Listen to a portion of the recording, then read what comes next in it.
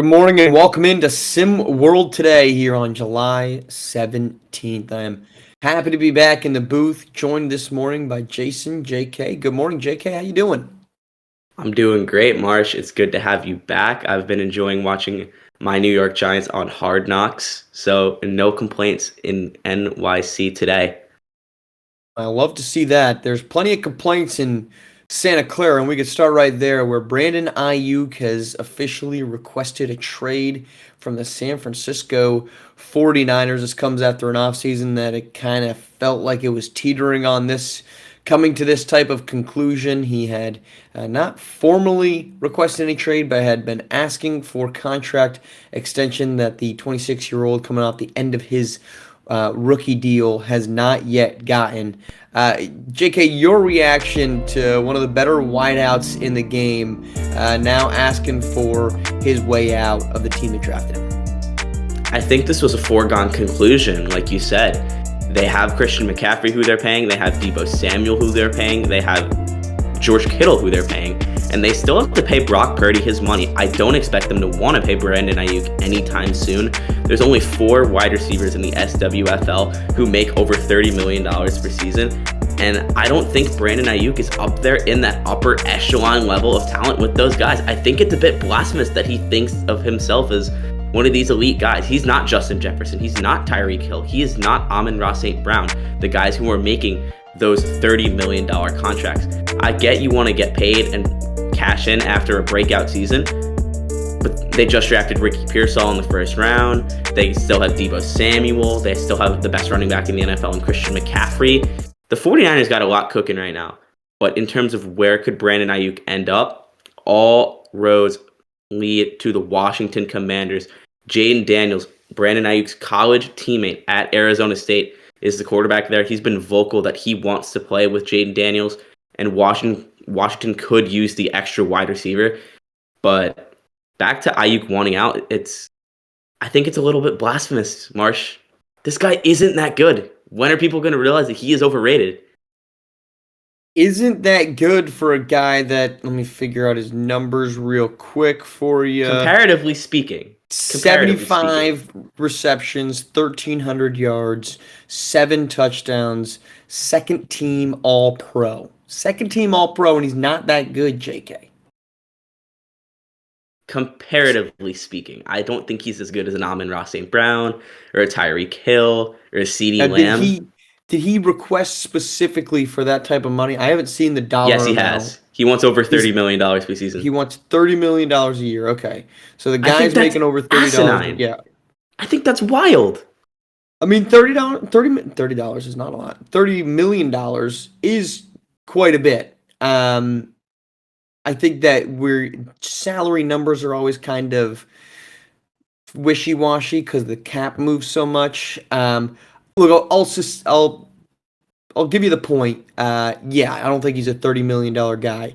But to your point about all of these dudes getting paid, and Aiyuk doesn't have necessarily the injury history that we get out of Deebo Samuel. He is still a game-changing wide receiver. If he's not top 5, which he's not, top 15, are we really going to think Nico Collins at $24 million a year is worth, on average, $24 million? I would say I'd take Brandon Aiyuk over Nico Collins in that instance. So if you're sitting there saying, hey, everybody else is getting paid, you're not paying me. Now, that's the challenge with the NFL or the SWFL. It doesn't operate in the same manner that the SWBA does, where you do indeed have a hard cap. I understand where he's coming from here. So I would push back on saying that this is a blasphemous request in terms of the wanting to get out. Because I think if you're a 26-year-old and you have very few windows to make money in the SWFL because you're coming off a rookie year at 26. It's not like the SWBA where you're 26 years old coming into your second, third contract in the league. I think that's where I think there's a lot of urgency from players to want to get that money. Now, is he worth $30 million? Again, I'm with you on that one.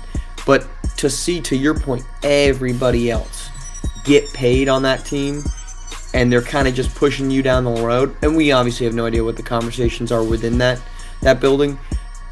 that's a tough one to walk back on. And when that formally goes out, and look, the Niners have faced that before, and they've been able to weather the storm. That still is a challenge in a league in which we see personalities, and a lot of them in locker rooms often clash quite a bit. J.K.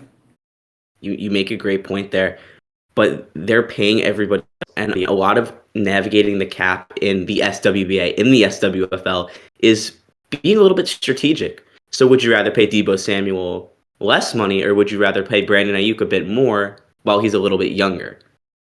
I think if I'm San Francisco, I like what Deebo Samuel does for that offense more, as that kind of Swiss Army knife guy, can come out of the backfield, can play running back and wide receiver. So I understand why they're not paying him. Yeah, I agree with you there. This is the SWFL has the most outside of quarterbacks player movement. I think that we see. The SWB has more player movement, but the SWFL, you have to pick and choose. It's why Tyreek Hill is no longer in Kansas City, because the Chiefs looked at him and said, "Look, you're still a great football player, but we don't really want to pay you $30 million a year." And guess what? Their decision, probably right, because you're paying big money to a quarterback. Now, I think the question then becomes, which has kind of been the way this team has been built, JK, is that the Niners have always been saying, we don't actually need a superstar quarterback. It's why Brock Purdy was their guy. I mean, Brock Purdy has turned into be a very good quarterback, but they weren't rushing to go get a star quarterback because they thought, look, if we can surround a good quarterback with great pieces, then we can be a great football team. Now, the question is, has Brock Purdy kind of surpassed good? Is he now a great quarterback? I don't know. I think that's a tough question. I also kind of wonder if they're hardballing a wide receiver that did all the things that Aiyuk has done. I'd be very curious when we get to the contract negotiations for Purdy, which I believe would be 2 seasons from now. I would be curious if they decide to hardball him a little bit as well. Speaking of hardball, let's go to baseball, where SWLB's All-Star Game concluded last night. Jarren Duran, the game-winning 2-run shot, making a 5-3 American League win. He's on his way to All-Star Game MVP odds. JK, the big question though, All-Star Game, SWLB, is it worth the watch time in and time out? Honestly, Marsh, I question it. It was great for baseball to have Paul Skeens open up the game for the National League. That is a phenomenal young rookie down for the Pirates. But in terms of the game itself, I was really underwhelmed. The American Leagues won 10 of the last 11 games, and it feels like the excitement of, like the home run derby that we talked about on SimWorld yesterday, the excitement is kind of waning a bit. There's nothing to play for. All-Star games in sports are typically kind of being looked at as more of an afterthought. We heard what Almighty Soul had to say about the McDonald's All-American game just a couple of days ago, saying defense schmefense.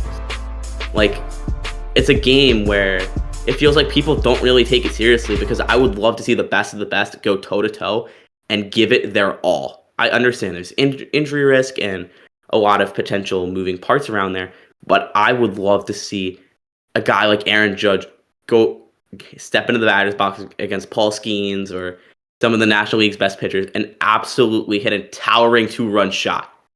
That's what I want to see. Maybe it's the Yankee fan in me. Maybe it's do you think Judge doesn't the baseball want to? fan in me. No, of course, but I'm saying that I think that people take things less seriously when there's nothing on the line, and outside of World Series home field advantage, there's nothing really to play for it. In the SWLB All-Star Game, the SWBA has the same problem with no defense. So I think it's an All-Star Game problem. It is worth watching, though.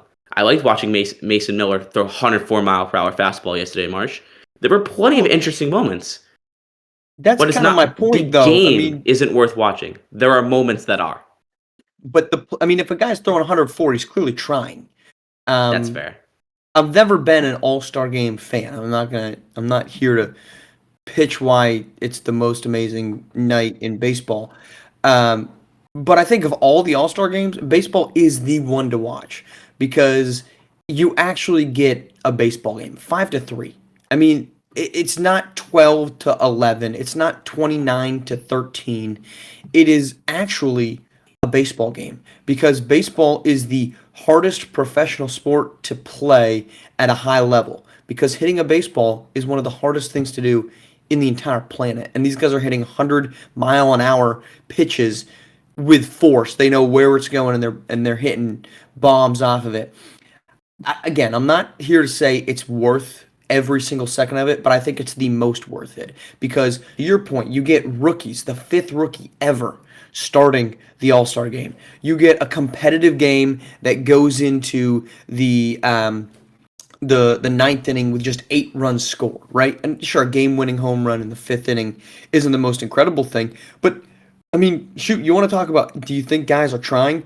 The AL had 5 hits the entire game. I'm pretty sure they wanted to do a little bit more than walk away with 5 hits. I mean, if they could actually hit a dang ball off the National League pitching, I'm thinking they'd probably have wanted to do that. So I don't know that baseball is necessarily a lack of effort All-Star game. It's just, to your point, a lack of stakes. And it's why I've kind of wondered if All-Star games are better served to be at the end of the seasons like they do in the SWFL as opposed to in the middle. I don't know which one is better. Wants to move theirs to mid-season. Again, I'm not saying I don't know which one is better because you're going to get plenty of fans who say for 3 days in a row I'm tuning out because these games don't matter. It's probably better for the players to go in the middle because you get that extra week off, especially in baseball where you're traveling and playing essentially every single day from the spring through, if your team is any good, October. I'm not advocating for end of season because I don't know which one is better. It's just All-Star games inherently aren't going to be anymore top of the line because in a media landscape where you can watch every single game, every single player, you can keep tabs on every single one of them. You're no longer stuck waiting for the All-Star game to figure out who these guys are that you don't get to see on a daily basis. All right, let's wrap this thing up as we head to some SimWorld Prep breaking news, and that is the return of a familiar face, as the league has announced that the Battle in the Bayou is making its return in Season 3 of SimWorld Prep. That joins, now this is really actually our first confirmation of what tournaments we're going to see in the new tournament play season for SimWorld Prep. Battle in the Bayou, the first one, it's returning from the Ground Zero season. It will be, as all of them will be, a round-robin setup, and the 6 teams that'll be competing in it: Gulf Coast Lockdown, H-Town Hoopers, Lone Star Basketball Club, AT Aliens, the Yacht Club, and SimWorld Oceania. JK, your thoughts? Battle in the Bayou making its return, our first confirmed tournament for the SimWorld Prep Season 3. I love this move. Hey, shout out my man Maestro, but I love the city of New Orleans. We got to give credit where it's due. That's one of the most fun, dirtiest, craziest cities in the US of A. So there's no better place for SimWorld Prep to kind of spread its wings a bit. I love this. A lot of Southern region teams in this tournament with Gulf Coast Lockdown, H-Town Hoopers, a lot of star talent on this floor with Almighty Soul and Kai Killens of the likes of them. However, I like the addition of SimWorld Oceania in this tournament. They were one of the best teams in the Intercontinental region last season, and I'm ready to see what they're going to do against some of these Southern region teams to see how their talent will stack up with the Battle in the Bayou. I'm loving the logo. I'm excited to go down to New Orleans, hopefully be in the booth for this, Marsh. It's going to be a fun one. And the league has said that these games or these tournaments are going to feature about 3 to 4 teams that are local to the region. They will be consistently in these tournaments, assuming the league maintains this tournament format moving on beyond Season 3. And then 2 invitationals that are going to be outside of the region. Obviously, that's the Yacht Club and, no shocking, SimWorld Oceania. I'm with you. You're getting good teams. That'll be a great tournament. I think that's going to be the first tournament that we see during the season itself. But to your point, you get Kai Killens, you get Almighty Soul in this one. And any number of emerging stars, it'll be our first chance to get a look at some of those guys as well. So Battle in the Bayou back, maintaining everything. The branding all looking the same from Ground Zero season as we get our first confirmed tournament for Season 3 in SimWorld Prep. All right, that's our show. We're coming back tomorrow. Plenty more to touch on. Summer League basketball continues to roll along. We've got the Olympics are on the horizon. JK, considering you're a Giants fan, I might just have to tune into Hard Knocks just so we can actually talk about it during some of these episodes where you tune in. I've been on a succession binge lately with SimWorld Prep games not taking place. I've had to fill it in somehow. Season 4 just kicked off for me, and let me tell you, worth the watch. I'm late to the party, but worth the watch all the same. All right, we're coming back tomorrow. JK, you're back in with me tomorrow. That's right? Yes, sir. All right, then we will see JK back in the booth tomorrow morning alongside myself. So thanks for tuning in. We'll talk to you tomorrow here on SimWorld Today on SimWorld TV, the only place you can see the game, beat the game.